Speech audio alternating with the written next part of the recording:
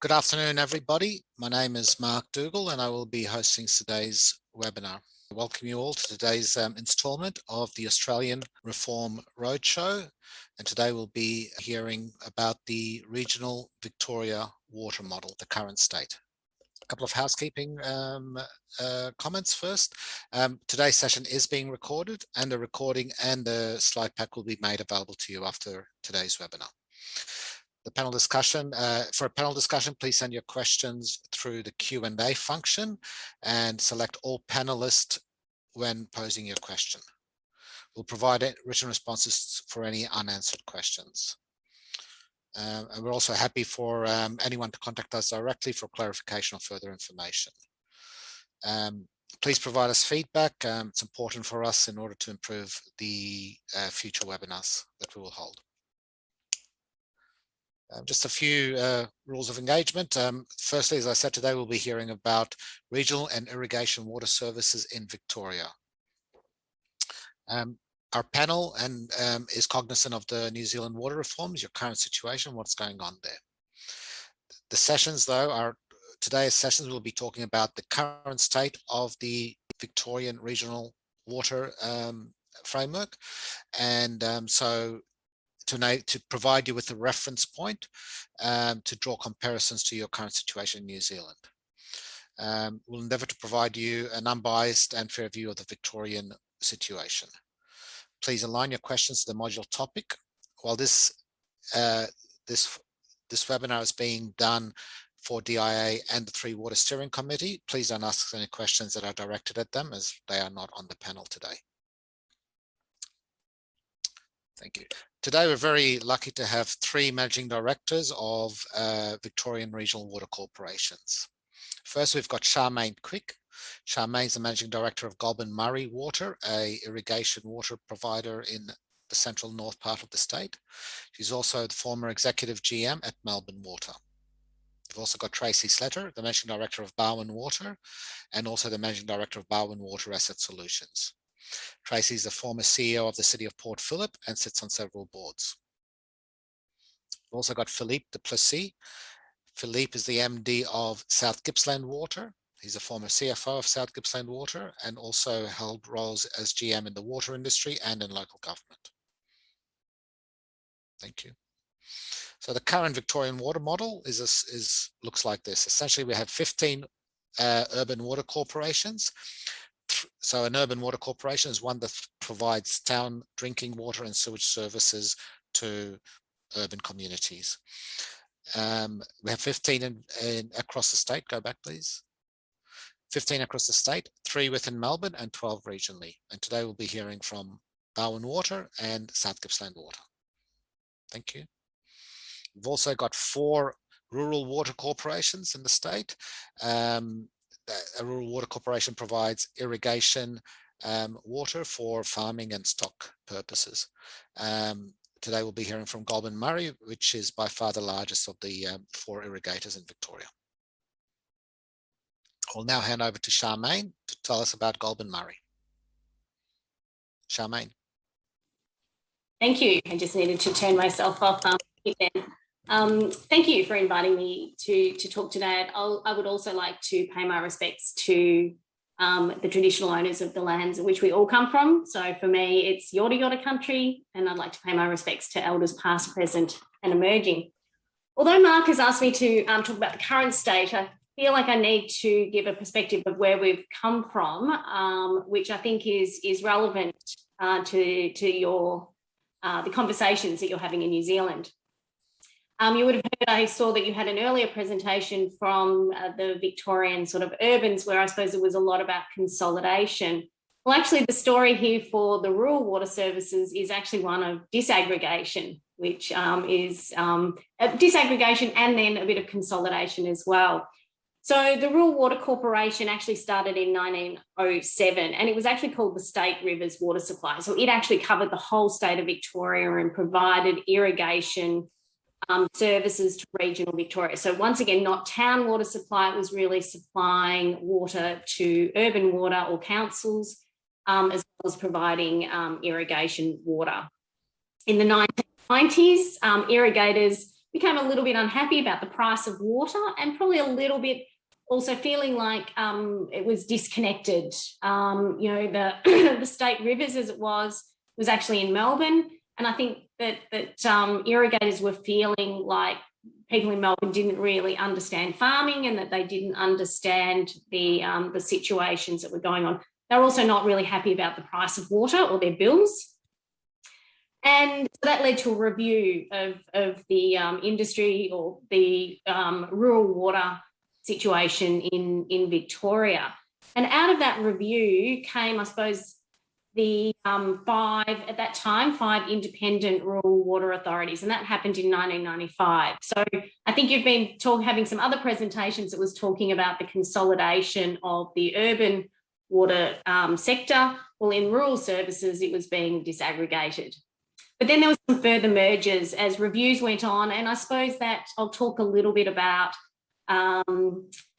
you know, how to attract, you know, a workforce and actually having, you know, a profit and loss, you know, being able to source funds and being as a critical mass. So in 1995, we had the disaggregation into 5 independent rural water authorities. Then in 2004, Grampians Water, the urban part of Grampians Water, merged actually with the rural part, which was Wimmera Mallee Rural, to create Goulburn. Not us, it was Goulburn, it was Grampians Wimmera Mallee Water. You then had Sunraysia Rural Water being merged in with Lower Murray Water, and then you had the first Mildura Trust being merged in with Lower Murray Water. So what we really have today is what you see. We actually have 2 rural water authorities, that's just pure rural water authorities, which is Goulburn Murray Water and Southern Rural Water. I don't do any sewage treatment, and I don't do any water supply treatment. And so I'm really just providing water to irrigators and the urban water authorities. You then have what we have is 2 hybrids, which is a combined urban and rural water authority as well. So that's the current state that we're in. Next, please. Just a little bit about Goulburn Murray Water. We are the largest rural water corporation in Victoria or in Australia, and we manage Australia's largest irrigation delivery network. And our geographical footprint is about 68,000 square kilometres. So, you know, it's you know, a quarter of the state of Victoria. The agricultural sector here, we largely have dairy. We have very high dairy. We have horticulture as well, are the 2 prominent sort of crops. We are having a few other crops coming into the region. We are starting to get some almonds in the region, but we generate about $6 billion of annual production from a horticultural and dairy perspective. We support about 10,000 jobs in the GMID, so that's the sort of you know, the subsequent, you know, by the time we've got processing plants and you know, we have SPC here, you know, big cannery. So, you know, it supports a large region. We have about 5,000 staff. But in terms of the assets, I have about 10,000 kilometres of drainage and irrigation channels. I manage 24 storages, some of the largest, well, certainly it's the largest in Victoria, which hold about 11,400 gigalitres. Our revenue is about 156 million. We've just completed a $2 billion investment called the Connections Project, which upgraded and modernised our whole irrigation network. So I often, when I've spoken to some of my customers, you know, my customers can be in France. They've told me stories about being in France and being able to order their water and actually water their paddocks because we now have a very sophisticated network. I generate electricity through hydros at our dams sites. I actually manage 70% of the state's water in terms of what's stored in the reservoirs. And then we also manage about 50% of the groundwater in the state of Victoria. So I manage both surface water and ground. Got about $5 billion worth of assets and about 20,000 active customers. Next, please. So in terms of who we provide water to, I provide water to the rural sector, largely what we call irrigation. I provide to urban sector, and I also supply to environment. So you may not have heard about environmental water. So generally, I don't know whether you can see the top of the numbers there, but I supply on average 1,600 gigalitres to irrigation customers. Oh, they're down the bottom. In terms of rural, I'm only supplying about 60 gigalitres. And when I talk about rural, I'm talking about northeast water, Colaban water. So it'd be equivalent to Tracy, except she's in the southern part of the state, so I can't quite get my water over the Great Dividing Range to send to her or Philippe, but I'm actually providing water to the urban sector up here in the north. And we also have environmental water, which has about 600 gigalitres. Now, the environmental water holder, here in Victoria, and we're also part of the Murray-Darling Basin Plan, which you might hear about, we were finding that our rivers we had extraction of water, and of course we had the millennial drought in 2006, and there was some severe water shortages. And I suppose which came out of a whole parcel of work. It was realised that we had taken too much water out of the environment and provided to irrigation. So I suppose over the last 10 years, we've been doing a lot of work in making our irrigation network more efficient, automating the irrigation network, which has enabled us to provide the environment with about 600 gigalitres of water. Each year they have a watering program, which they look at what areas of waterways and those sorts of things and wetlands that they will put water into. And we also have some emerging areas as well. We have emerging areas in terms of traditional owners owning water, and also water for recreation. So virtually up in the northern part of Victoria, every drop of water is counted. I'll talk a little bit about metering at the and trading at the end of the day. So virtually, if every drop of water is metered and allocated, and it can be traded.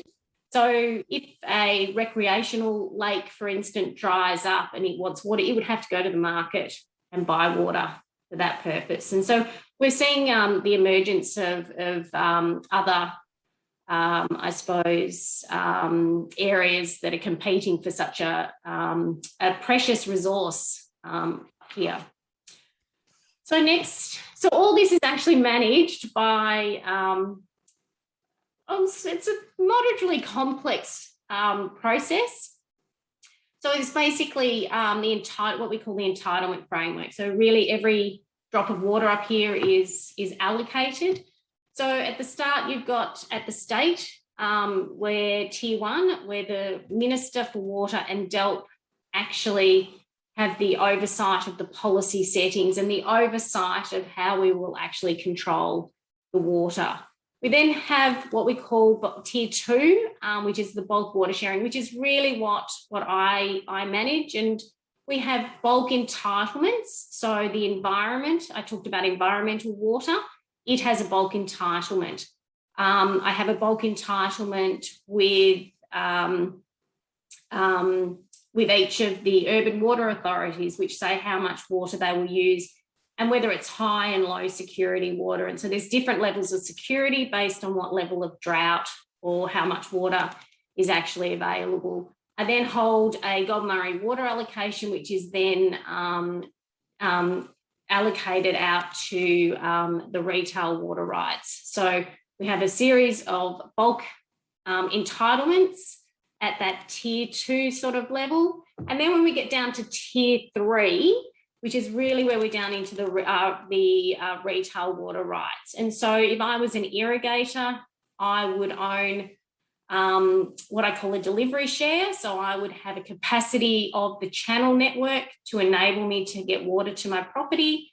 I would then, hopefully, not all farmers would own a water share. So the water share is the bit that's stored in the dam. And so I often say to people, it's that cup of water.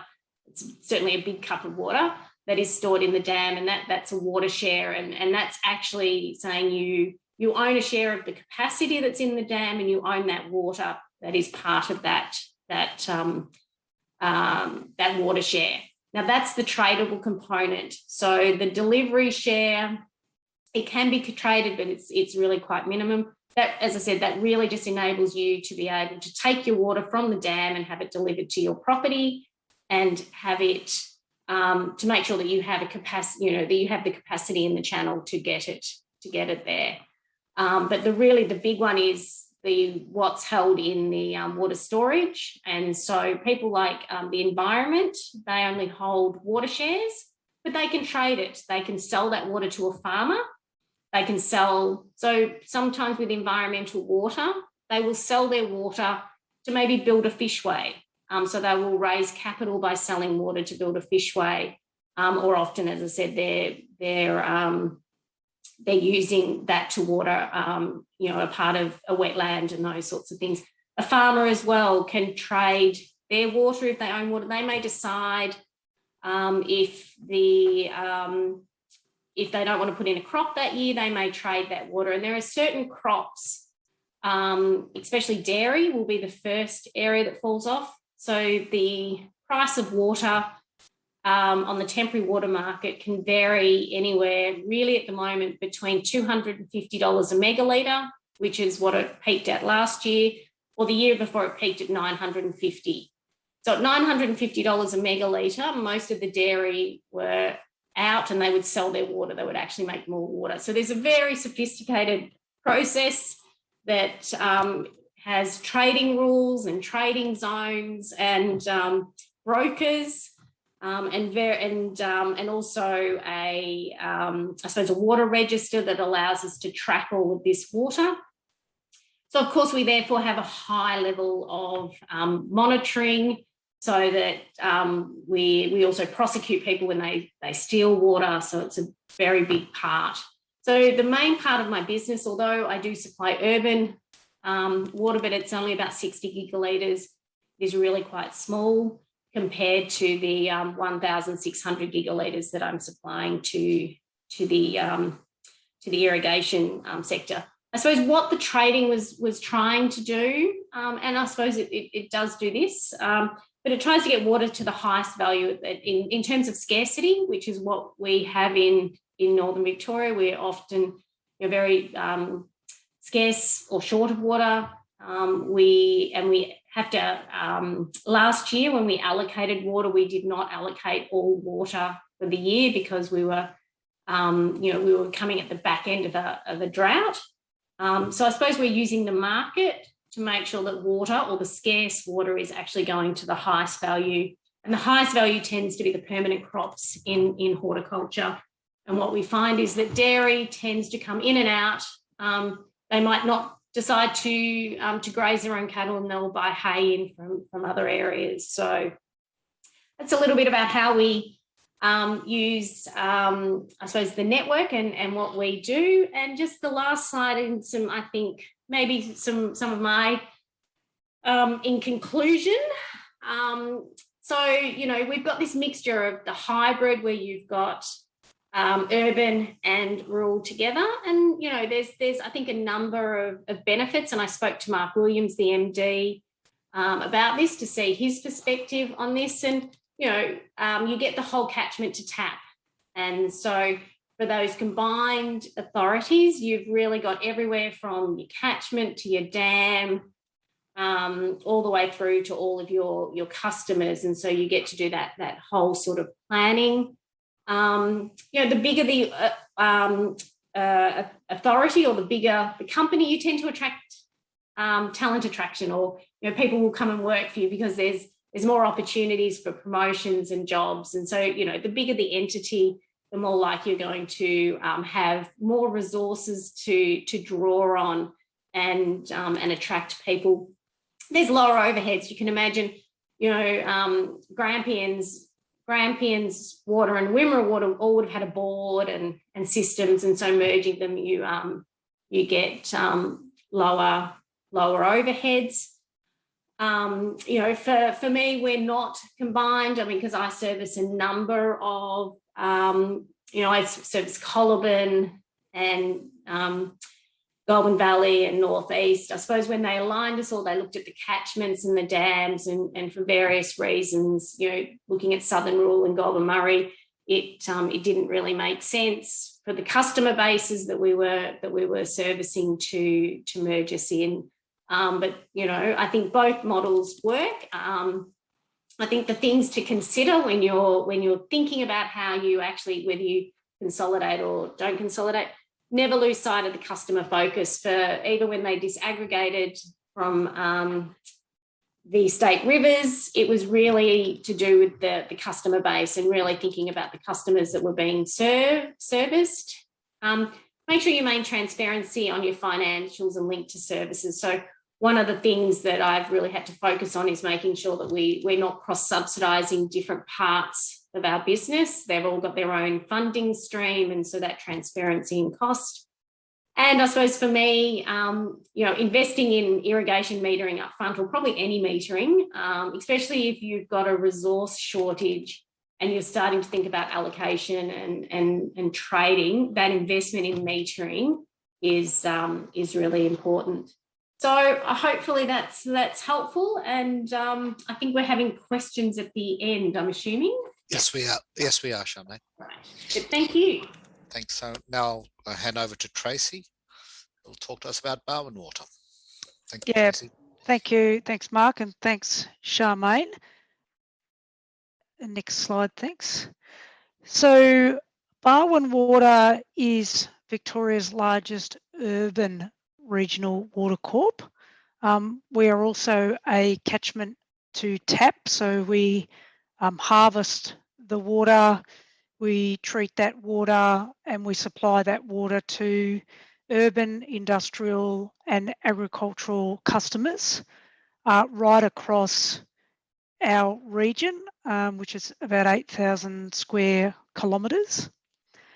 And our region includes Victoria's second largest city of Geelong, and we service all of the major townships, including along the Great Ocean Road, all the way from the Bellarine Peninsula all the way down through and beyond Apollo Bay.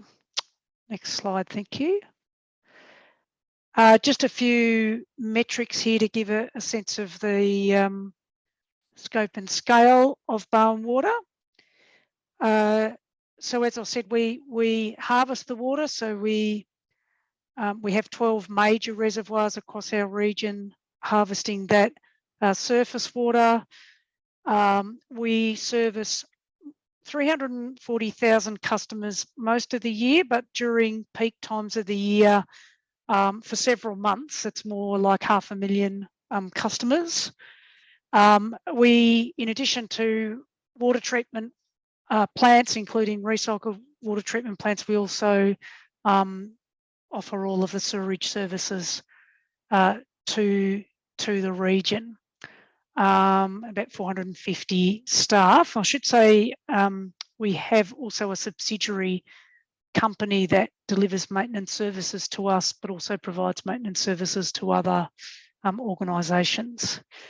And I guess what I wanted to share with you today was really how do we make sure that we are not Geelong-centric, because we are an organisation that started off 100 years ago as the Geelong Water Trust, and gradually over a century and more, we have combined a number of those water trusts into Barwon Water Corporation. So what I'm focusing on today is, how and what do we do to make sure that we are as caring and responsive and thoughtful about customers regardless of where they are located in our region, despite the dominance of Geelong from a population point of view. Next slide, thanks. So I guess the first thing is that all of the water corps in Victoria are governed by the Essential Services Commission. and they require us to work with our customers on identifying the outcomes that our customers want to deliver. And these are the outcomes that through deep engagement with our customers right throughout the region, that they identified that we want to, that they want us to deliver. And interestingly, you know, you might think a reliable, secure water was enough, but our customers genuinely want us to innovate. They want us to be a leader in our region, to leverage our water role to help deliver prosperity for the region, to help deliver jobs for the region and jobs in the new economy. So they want us to innovate and continually improve and showcase what is possible. They also want us to contribute to a healthier environment, to work in partnerships with different agencies and customers in how we work, and do all of this in a way that keeps our bills low. And for a water corporation of our size, Barwon Water does have one of the lowest average customer bills in Australia. Now, there's a lot of granularity to these. Thanks. Next slide. And I'm just going to give you very briefly some examples of that. So under outcome 1, we have a number of KPIs. Those KPIs have to be met right throughout our region, and we have to report transparently on our achievements. And the reporting goes beyond the traffic light system here into metrics and so on. Next slide, thanks. And for outcome 2, you know, quite granular examples of what we have to deliver, you know, making sure that if we have a planned water supply outage or interruption, that water is back on within 5 hours. So that's, you know, a very high percentage, close to 100% of the time, for example, that we need to achieve that. And so a few times when that isn't reached, whether that's in Apollo Bay or Lorne or Geelong, that can blow that metric out of the water. So very important way of holding us accountable. And there is skin in the game with these metrics. It's not just about being transparent. Some of these metrics, if they are not met over the period of our price submission, we literally have to return money back to customers as compensation for not delivering on those performance requirements. But more broadly, even those KPIs that don't have that direct consequence, we are measured, all water corps are measured by the Essential Services Commission on how we've performed against our customer commitments. And if we don't perform well, that puts us at a disadvantage, at a handicap when it comes to the start of the process for setting prices for the following 5 years. Next slide, thanks. Just keep demonstrating a bit more of how many KPIs relate just to that one outcome going across 2 pages. Next slide, thanks. I think the other important mechanism that we have for ensuring that we don't just gravitate to the major urban centre is our urban water strategy must project forward supply and demand forecasts for all our major townships, and that must project forward for 50 years, but it is updated every 5 years. And so every major centre, some examples here, has a system graph about when we anticipate demand exceeding supply. And you'll note that supply actually reduces. This is as a consequence of climate change impacts on our forecasts, while demand increases due to both population growth and also the warming and drying climate, which will also see an increase in water demand. And so that tells each of these communities when it is that we need to implement an upgrade so that they will not be on restrictions, and we also have to publish the level of restrictions that we forecast to be occurring for each of these major population centres. So quite a lot of transparency there. We can't just publish information for the region as a whole and try and paper over some of the differences. And each of these, that urban water strategy also requires deep engagement with each of these communities. And the other, with the population growth, the other point to mention by way of context for our region is that we are one of the largest, fastest growing regions in Australia in percentage terms. So growth is a major factor for us. Next slide, thanks. Now, one of the benefits of having the critical mass of a large urban centre is that in fact we can provide greater services to those smaller towns than they would be able to if they were purely investing the revenue that they generate. And it's another way of keeping prices down or bills low for these smaller but nonetheless important communities. So Apollo Bay, with a permanent population of around 5,000 people, is subsidised by Geelong residents 250%. And you might think, wow, you know, that's incredible, but it's a small dollar figure, of course, because of the small number of population there. And Apollo Bay is an incredibly important part of the region's economy, and ensuring that it has adequate water for the doubling and more of its population over summer is absolutely critical to the economic and environmental prosperity of our region. So we're not ashamed about this. We think it's a positive benefit of having a large regional urban water corporation with a large urban population base able to support other smaller townships. Next slide, thanks. There's probably a couple of other things that I think are important about how we operate. Going back to those customer outcomes that I identified earlier on, we do need to shine the light on what's possible, and we do that in all parts of our region.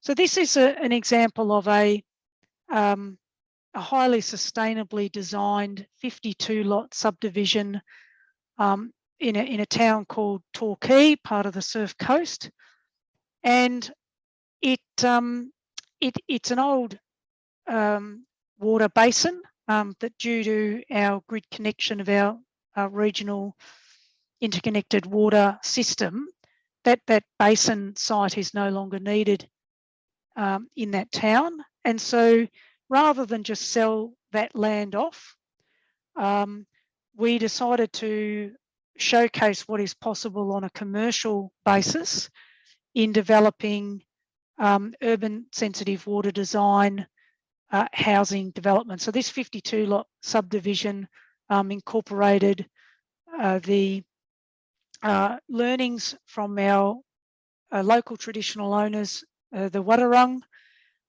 in the design of this playground. There is a lot of permeable surfaces throughout it, a lot of walkability, rainwater tanks, connections to a large collective solar array that is shared into those houses. So just an example, and that was commercial. We sold those lots off at a profit, and it's really helped, I think, set a new or a benchmark for what is possible in the region. So there again is that collective resources that Charmaine talked about coming to bear and providing something to a town that they otherwise would probably not be able to deliver. A couple of other examples of that. Next slide, thanks. In Colac, there are a number of large companies manufacturing companies who are global exporters, and they are our customers, so they are our trade waste customers. And in speaking to them, I asked them what some of the challenges were that they faced in their business, and they talked about the uncertain and increasing costs of energy and the increasing regulation over waste. And at the time, the business model was you treat your waste to the standards that we require, and then you can discharge that down the sewer. We will treat it and we'll discharge Class B recycled water into the adjoining lake. But when I listened to these issues, I thought, well, is there a partnership opportunity between the need for us to upgrade our Coal Lake water reclamation plant and the challenges they face, but also our commitment that we made to our customers to be innovative and improve the environment, in this case, by being 100% renewable in our energy sources and also in reducing emissions to zero by 2030. And what we decided to do as a consequence was partner with them. We turned the model on its head. They now discharge high strength organic waste down the sewer, untreated. We then capture that under a cover, so we're capturing the methane.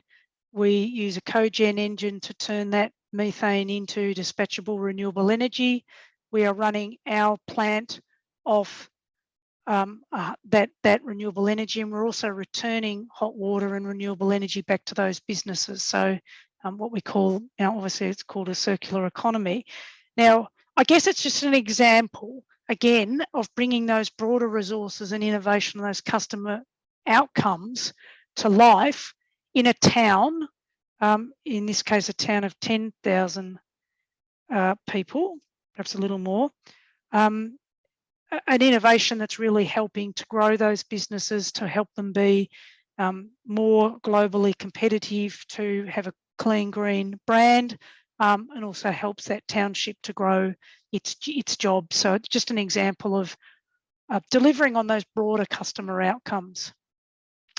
And final slide, I think, is, and we're taking that to the regional level by partnering with all of the councils in our region, as well as a council in Melbourne's Western Suburbs Wyndham Council, to deliver something similar but on a larger scale at our Black Rock water reclamation plant, where we'll be taking curbside organic waste, industrial waste and business waste to our facility there and generating agricultural products for our region, biochar, not just compost, and also generating renewable energy to contribute to running our plant off the grid at Black Rock. So just a couple of examples, mostly to demonstrate, as Charmaine explained, the benefits of critical mass, the benefits of partnering, of combining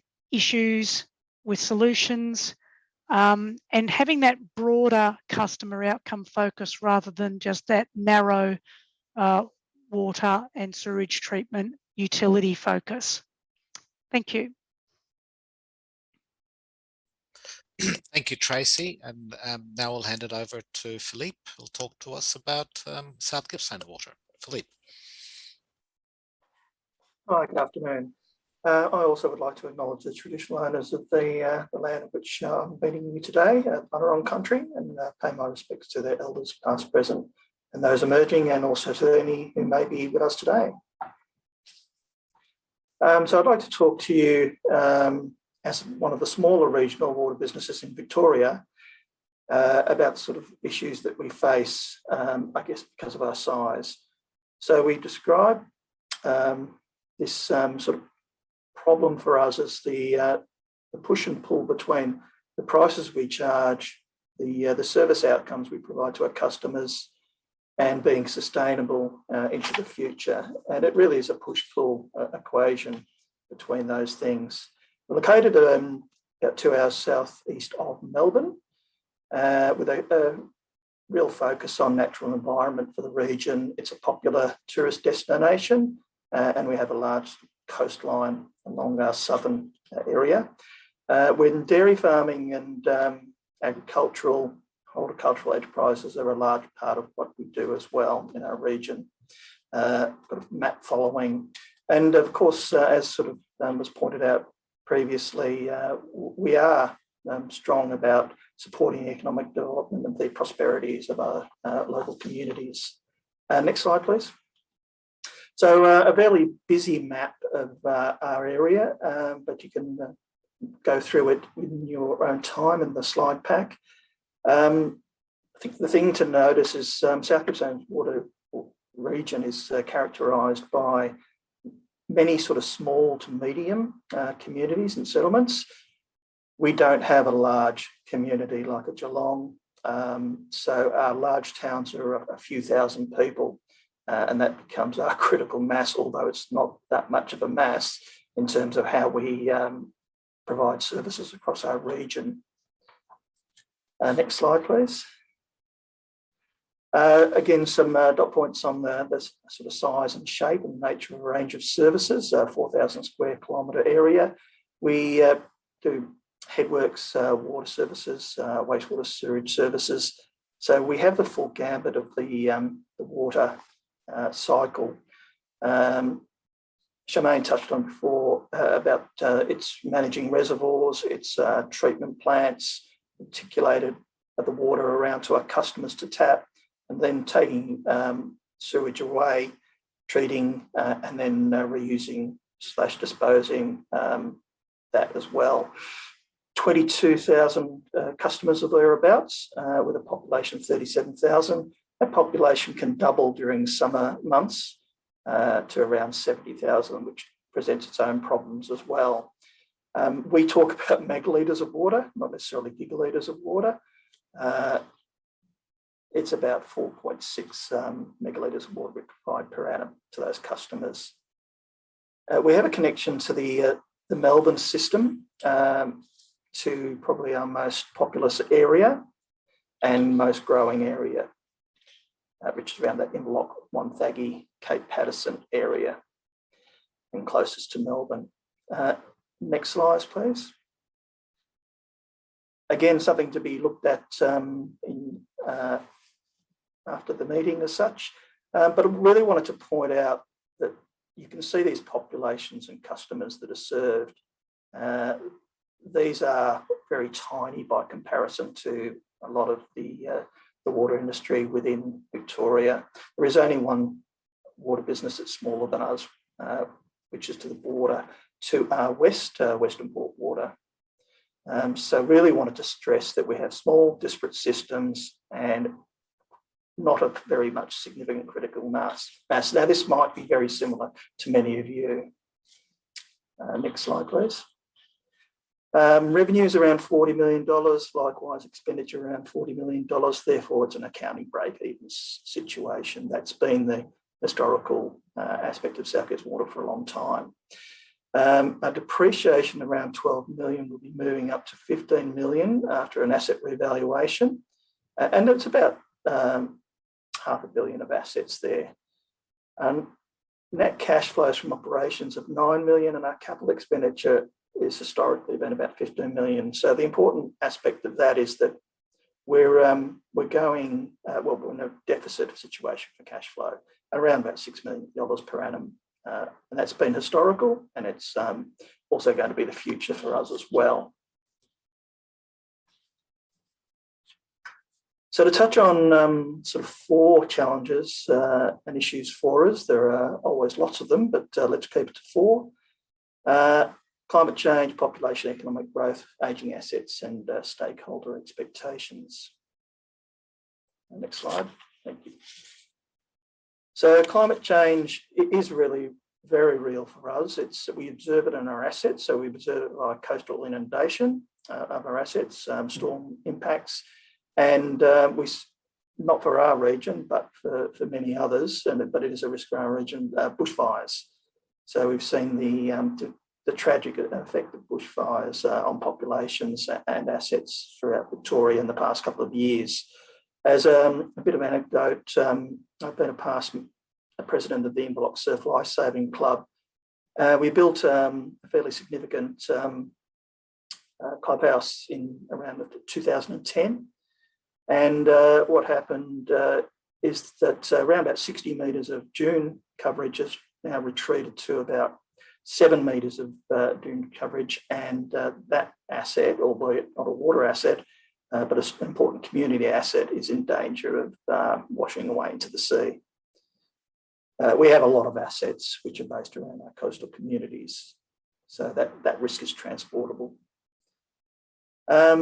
It impacts our traditional and reliable sources of water, so we're seeing lower yields, a reliability that is not consistent from year to year. So it increases our competition for these scarce resources as well. So the environment is impacted if we're taking more water. Other beneficial users, such as farming, may be impacted.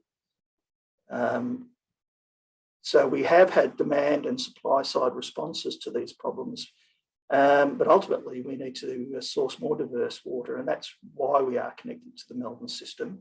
And by virtue of being connected to the Melbourne system, we're also connected to desalinated water. And we will need to expand in that space in terms of stormwater and recycled options as well. But the problem is that the cost of these alternative water supplies are much higher than traditional water supplies. And the community hasn't really, in an entire sense, come to grips with that element too, that the future for water is more expensive, especially as those more diverse sources become a staple in the types of water that we supply. And they can be potable substitution and indirect potable reuse. However, cost, low demand, variability of the need for it from year to year can be problems that make it hard to establish as a staple. And a direct potable use from a policy position is not on the cards for Victoria and certainly Australia at this stage. But our government, our communities and ourselves and regulators are having conversations about these things. They appear in the sort of guise of, for us, the Central and Gippsland Regional Sustainable Water Strategy, where it's talking about the waters and catchments for our region. It's a strategy document that's at a policy level is going to lay the foundations for securing water and the broad aspirational aspects of that water for the next 50 years or so to make us more climate change resilient. And locally, Tracy touched on this, it's the urban water strategies for local businesses where we're modelling our water availability, we're modelling the demand for that water over the next 50 years, and we're building in plans for augmentations of towns over that period as well. Next slide, please. Our population, economic growth. Well, our population is a wide variance across the region. So we have declining communities, especially to the east of our area, to rapidly growing coastal regions on the western and southern tip of our area as well. Obviously, with the large seasonal tourism influx, we face issues about how do we provide services reliably and consistently. So we see an oversizing of assets to meet those needs of that tourism influx. But it can result in excess capacity that is not used very often. It does mean when you augment, you have to augment big time and with the element of a wider bandwidth in mind, so that you are trying to provide an enabling situation for your communities, which allows growth, tourism and climate resilience as well. Bit of an example in our microcosm of our customer base, two of our major customers, dairy processors, use 25% of our total water consumption for the whole region. And in fact, one of those customers has consumed up to 70% of our Leongatha water system. So when they are impacted, either in a way which increases demand or reduces demand, this really does play out for either there is a shortage and a major shortage, augmentation required, or there's lots of water and potentially assets which are are not as efficient as they should be. They also have associated trade waste needs. Now, this is great. We love them because they give a revenue and a vibrancy to the area, and they're needed for community prosperity and our financial sustainability. But they come with large, lumpy investments. Next page, please. They also come with economic risks around the customer prosperity. So they often, on the dairy ones, are driven by world commodity prices and potentially geopolitical risks as well, which play out in local communities for us. So if lost, there are sizable amounts of revenue that can be impacted. There is very little opportunity for avoiding costs in this space. The capital's already there. You can only really diffuse the marginal costs of those services, but you lose the 100% of the revenue, and then you're left with underutilised or abandoned assets. So we're currently in a new trade waste renewal phase with the major customer, one of the major customers, and we're talking about probably $30 to $40 million investment of assets over a 15-year sort of payback period. So the prosperity of that business for the next 50 years, once we see that that investment, is very important. Now, there are obviously the commercial ways that you can try and protect that, and that's what we certainly try to do, obviously, as well. But if we lose those, then the way the economic regulator structure works is that we could diffuse some costs, not very many, so the cost will end up being diffused over the rest of our customer base, therefore high tariffs for all others. Next. Excuse me, Philippe. Just conscious of time, and we've got a few questions coming in. Sure. So can we try and wrap up in a couple of minutes? Fly pretty quickly for me, I think. So forward capital was 15 million. It's growing for us, so we're now seeing that's going to be a $20 million equation for us going forward. And there's that shortfall I talked about earlier is going to increase. How do we fund that? Via loans. Next page. The asset profile, roughly about 50% in renewal, and we have compliance and growth as our major issues. I won't touch on the depreciations shortfall, but we've got to change the paradigm for us. It's revenue growth for that shortfall, increased tariffs. That's all we really can do in terms of revenue. From operating perspective, efficiencies and or potentially lower service levels, which would be a discussion with the community. From a capital perspective, we need to know our assets really strongly and how far we can push them. Innovation, as was expressed by Tracy, in terms of what we can do about partnerships and co-investment efficiencies and or, again, potentially lower service levels. Next page. We have our expectations from our stakeholders as well. I think, again, Tracy probably touched on some of these. In terms of our communities, we want strong social amenity and economic outcomes for them, resilience of the services we provide. From the owner, the Victorian government, there are 7 key areas which they concentrate on from a statement of obligations or letter of expectations that they provide for us each year. Again, just to sort of pick a couple of those out, climate change adaptation, which we're in the space of, so emission reductions, connection to Aboriginal cultural values and economic inclusion. Can we use our recreational amenity around the reservoirs that we have? And that comes with a bit of cost and risk. And of course, do all this in a safe and cost-effective way and be financially sustainable into the future, which is sort of code for steady or declining prices. Next page. Other regulators in our space, Department of Health and Human Services want safe drinking water. EPA wants strong environmental outcomes. Legacy issues fixed now. There is potential for increasing standards in these areas. And some of the conversations we have with these are around risk tolerance levels, about no incident ever. So how far can you push, I guess, your risk management in that perspective? Tracy touched on the Essential Services Commission, so I won't move into it, but our returns are linked to this thing called PREMO, Performance Risk Engagement Management and Outcomes. Moving on.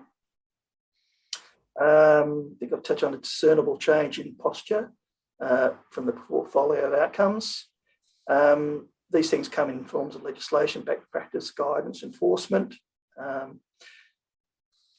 My observation, always worthy, but they're often siloed. So making prioritisations and trade-offs are quite hard to manage at times. So, but to thank you for your listening skills, and I hope I've been able to paint a picture of a small water corporation and some of the issues that it has to manage on a basis. So I think observation is that we used to pride ourselves on our size and our agility to be able to manoeuvre quite quickly in this space. But as the complexity of the environment we're in becomes just that much more complex, then that superpower potentially becomes a bit of a kryptonite for our size.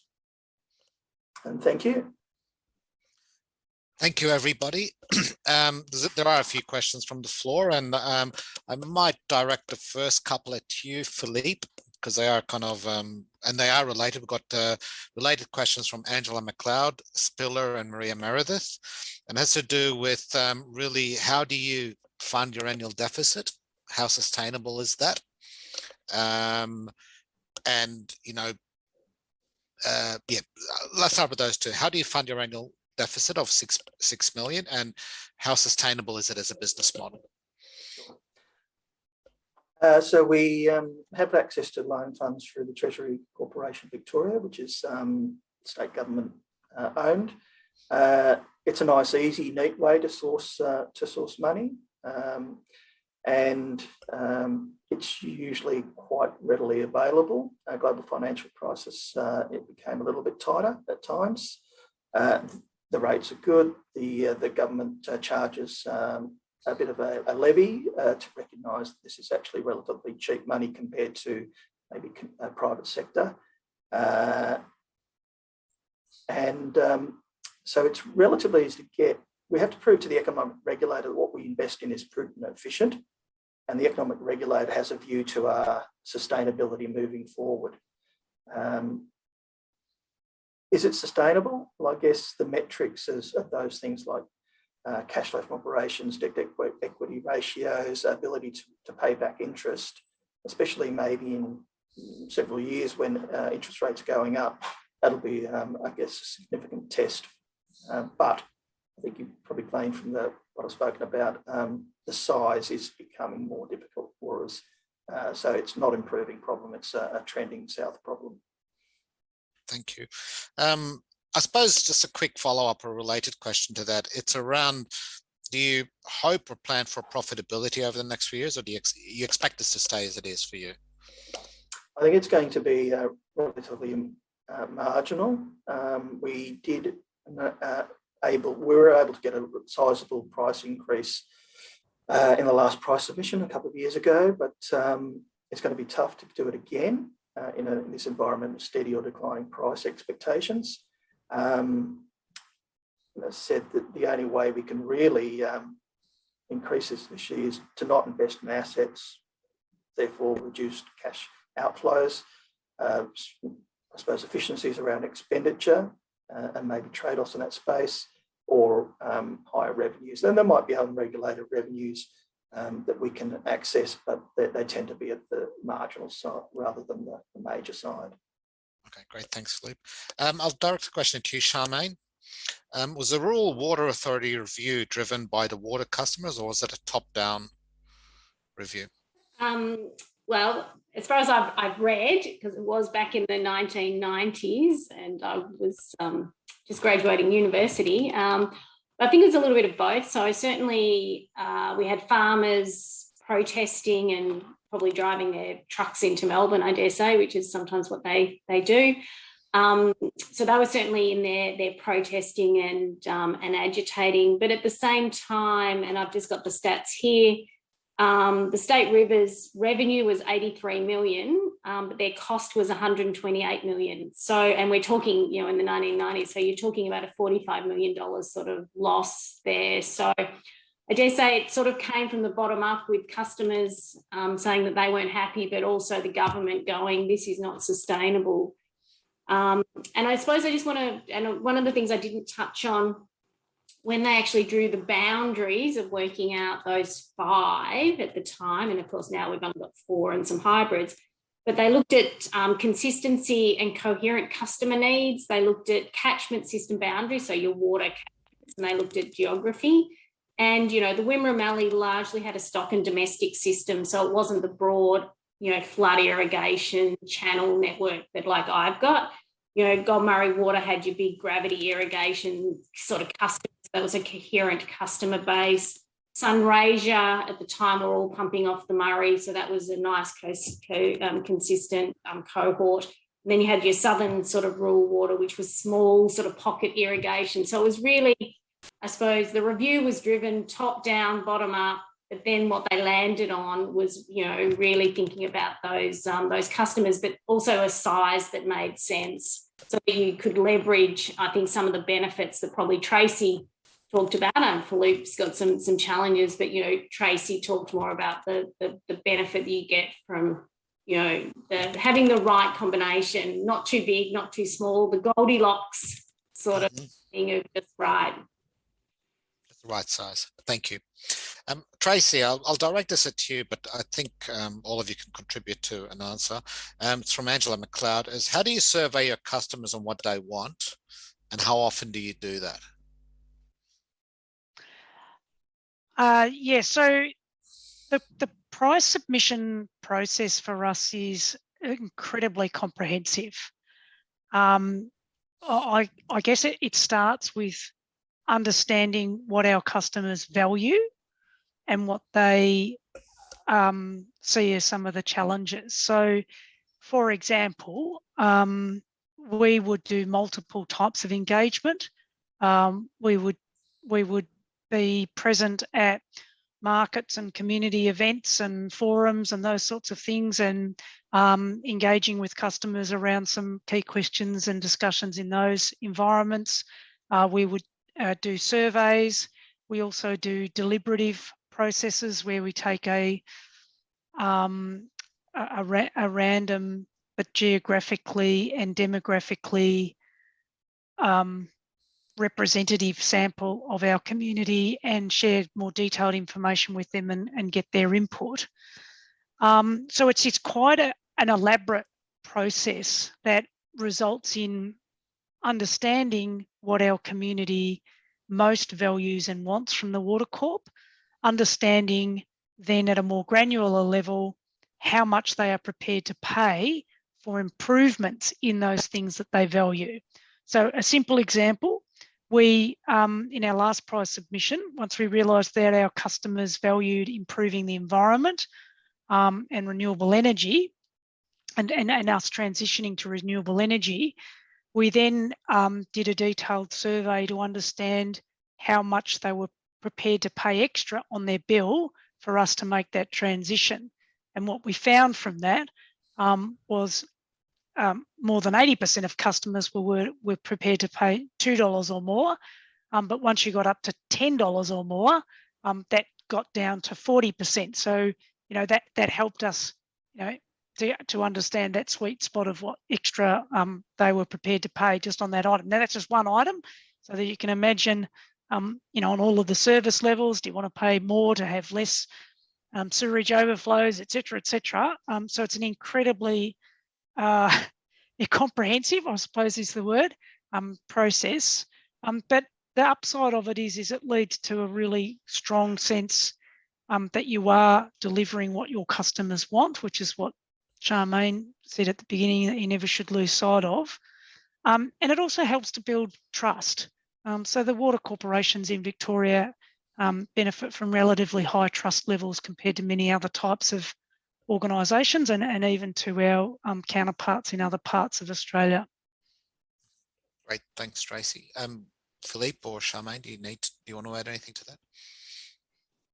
that? Yeah, so I'll add, so like Tracy got a comprehensive engagement process around the pricing submission. For me, that happens every 4 years, as opposed to I'm regulated under some slightly different requirements, but still there's a significant engagement.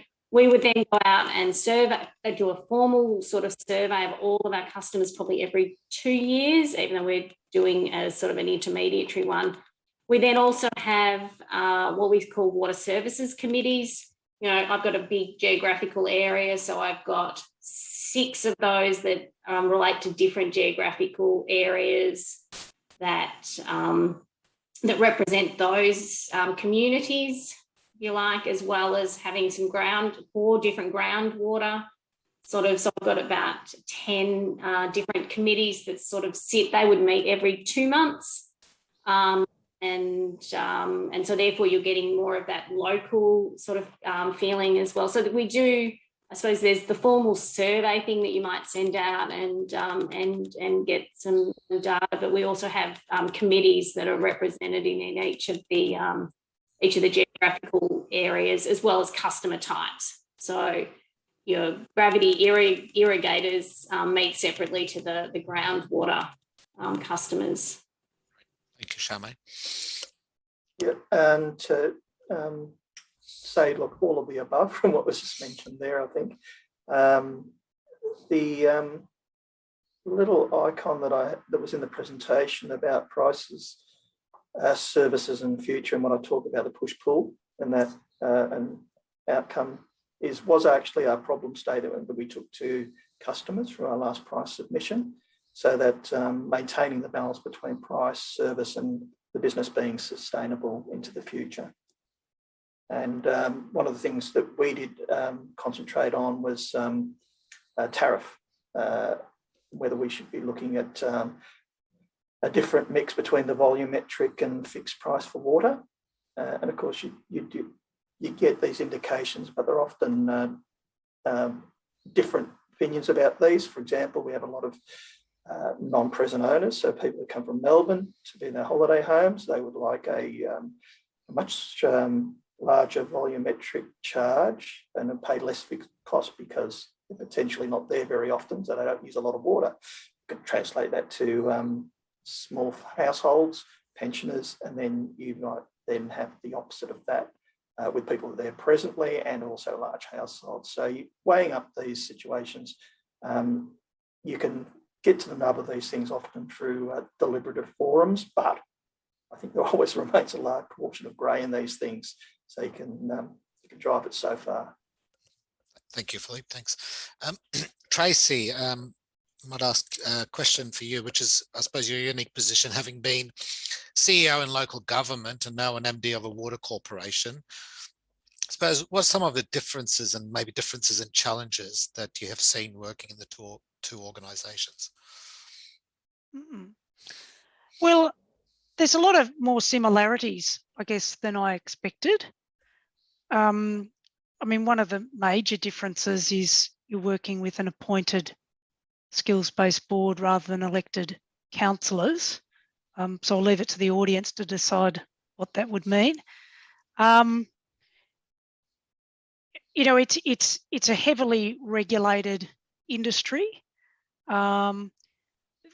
We are in Victoria 100% owned by the government, and what we're experiencing is, even though we are independent water corporations, we bear a lot of risk as independent water corporations, but we are increasingly being governed by centralised policies and requirements that we have to meet. So I think, you know, in local government, I guess there's opportunities to advocate directly to central government for action or change, and you can use media and community channels for that.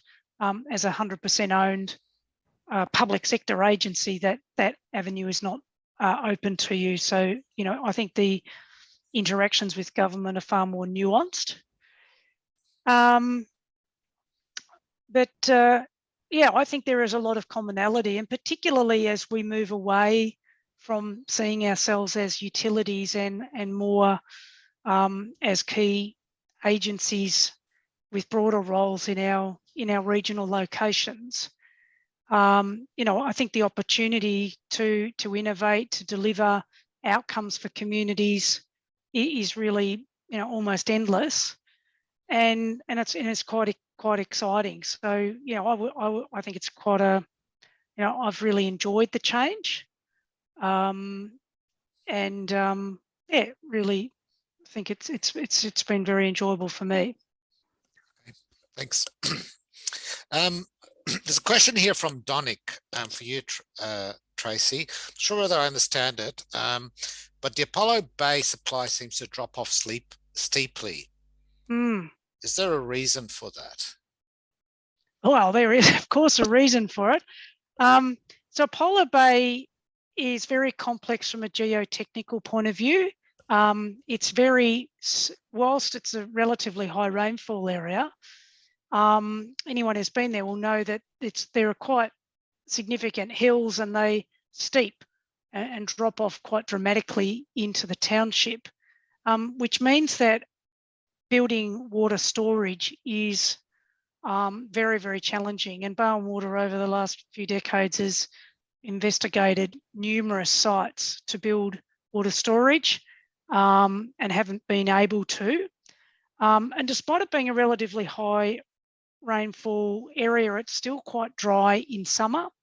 And so we have plentiful water from our entitlement off the river during winter. But in summer,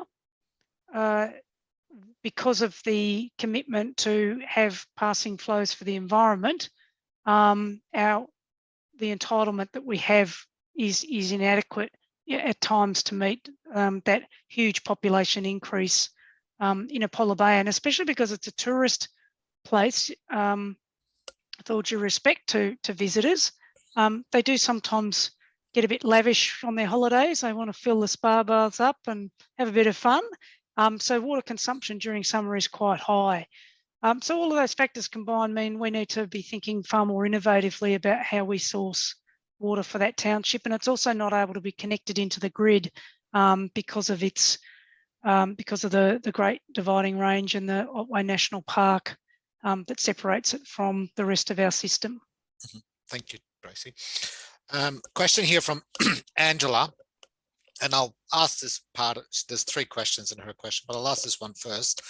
And might directed it to you initially, Philippe. How do you engage with Indigenous community in your area? Yes, thanks, Mark. We have 2 Indigenous regions that we span. One of them has got a fairly proactive land council, which is Gunai, and we've been able to use a partnership type approach with them. So rather than us specifically, South Gippsland Water, interacting, it's been the Gippsland environmental agencies, which comprises of state government departments, like Department of Environment, Land, Water and Planning, East Gippsland Water, also water corporations in their own right, and other particular environmental stakeholders, catchment management authorities, whereby we're able to enter into a partnership agreement with GLOAC, and that has a number of aspirational areas, a number of very practical areas, but it allows for significant cultural training between GLOAC and the businesses, and outcomes related to water and other services that all those environmental agencies provide. So that's been a very good way and a strong way to interact. What we do, experience of things that have said to me is that that's efficient, the way to do it, because otherwise everybody's knocking on the door individually, looking to have an interaction and a conversation, and the resourcing and ability to have that many conversations is just impractical for them. Great, thanks. Tracy, You spoke about the, I think it was the land, urban development project down at Torquay. Yes. There you said you engage with Indigenous communities for yes, I see what you mean. Yep.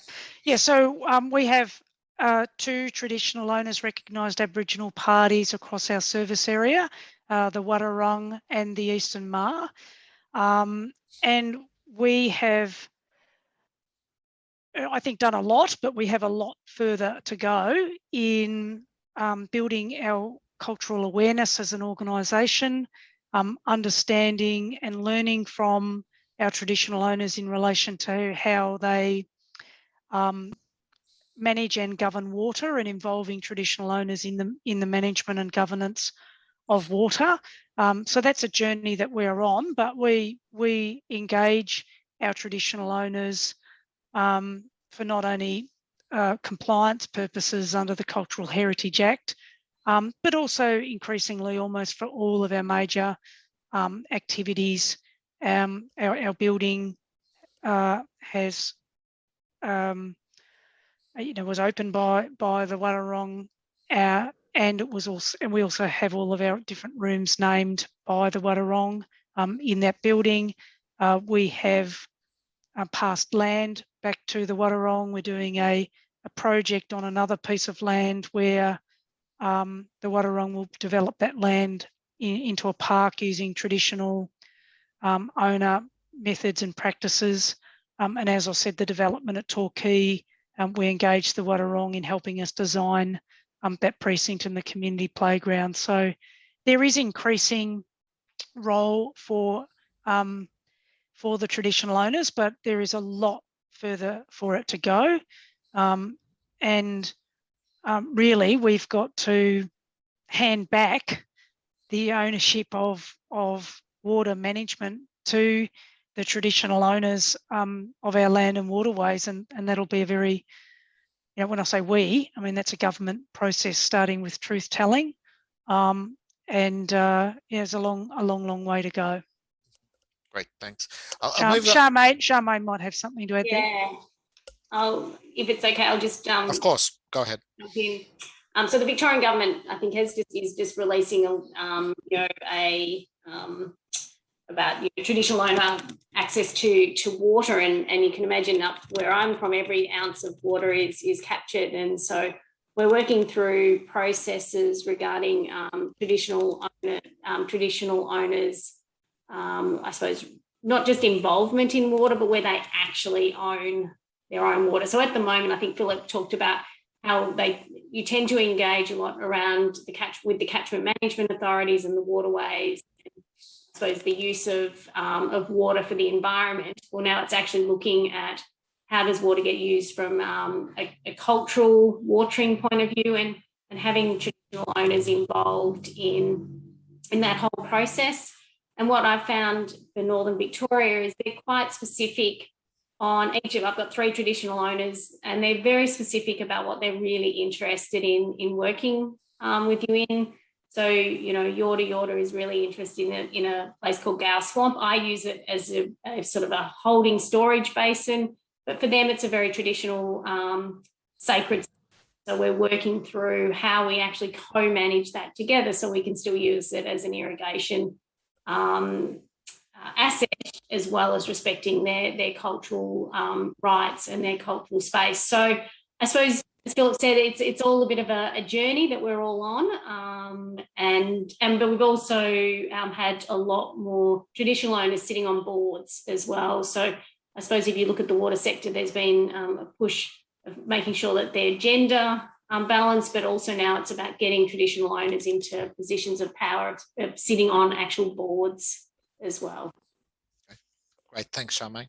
A question here from Ruth Jackson, and she asked us to go back over the slide showing the population and household in each of the Victorian water companies again, but I think we're referring to Philippe's slide, I think, that showed the size of the population. Craig, can you just bring that back up for a second, please?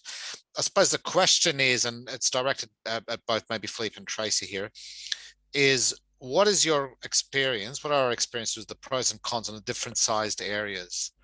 You know, Philippe, you're dealing with a small area. Tracy, you're dealing with a larger area. So perhaps, please, Ruth, confirm this is the slide you're referring to also. But go ahead, Philippe, just maybe comment about this. Yeah, sure. So I put it in to give a bit of a snapshot of our region. It is, as you can see, some very small communities there with Port Franklin 109 customers billed, etc. Albeit the water supply system is also linked to Port Belchfield, Tura, Agnes, etc., etc. So for each one of these communities, we've effectively have a system which is providing the same as the system which is going to Leongatha, a more major system with 5,500 population. And we're trying to provide those services of water and wastewater in terms of the environment, the outcomes the regulators require, and for the safety of our own communities, of course, and the environment. So for us, I think the messaging was, while we have a critical mass of sorts through a couple of areas, they're not large. Then, by comparison, Geelong is a big place, and the cross-subsidy situation still happens for us, but it is much tighter when you have, say, for example, Fish Creek, who is there with 209 customers. We're facing a $6 to $7 million dam safety capital investment in the coming 5 years or so. So that's a lot of money for 200 customers with not a lot of growth in that area as well. It's a compliance outcome rather than a growth outcome. Mm-hmm. Great. Thanks, Philippe. Tracy, perhaps you can comment on, I suppose, you know, Geelong is what percentage of your total population, and then your smaller towns? I don't know off the top of my head what percentage it would be. It's probably 80 or 90%. I